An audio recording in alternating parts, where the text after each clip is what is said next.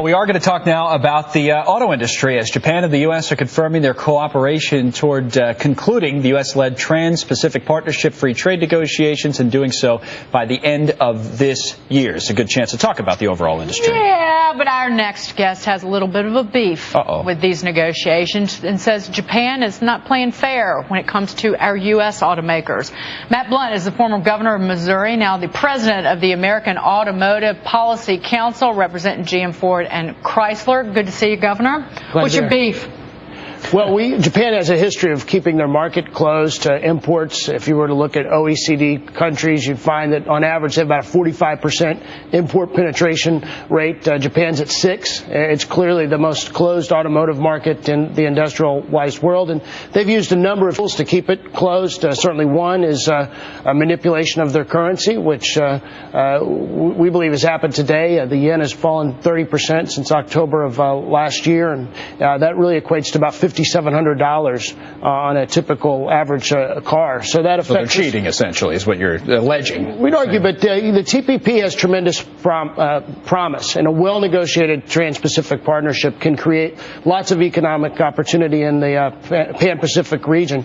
We think it's critical that TPP include a strong and enforceable currency discipline so that the markets, rather than government intervention, can set the currency exchange rates. Yeah, but we weaken our currency certainly through the Federal Reserve and their very easy money policy. So we're pointing the finger at a nation when we're essentially doing the same thing, just in a different way. That's what China always says. China says it every single time that we've accused them in the past of that. Well, we never directly intervene in the foreign exchange markets. Japan has the second largest foreign exchange reserves in the world. They've accumulated those reserves while they had a current account surplus. So clearly that's been an intentional effort to hold down the value of their currency. We think you can define currency manipulation for the purposes of the TPP in a way that doesn't infringe upon anybody's ability to have a sovereign monetary policy. Right.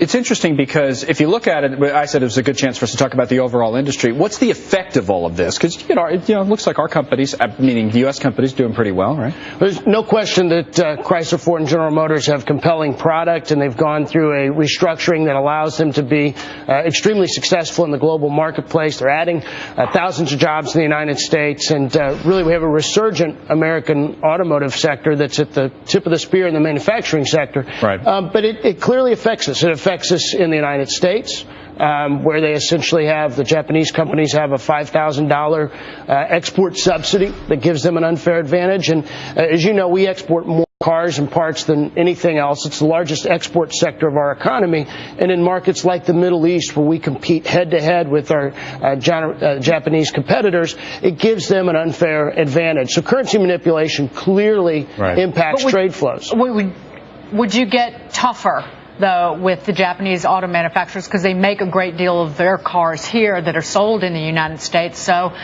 you wouldn't sacrifice those jobs that they're bringing to the U.S. Well, if you believe foreign direct investment in the United States is good, which I do, then you should support the sort of currency discipline that ensures that the marketplace sets the exchange rate, not government intervention. And foreign direct investment is great for the American economy. It creates jobs in the United States, and we want an environment that encourages it. And certainly having allowing the markets to set currency exchange rates helps to do that. What are you driving?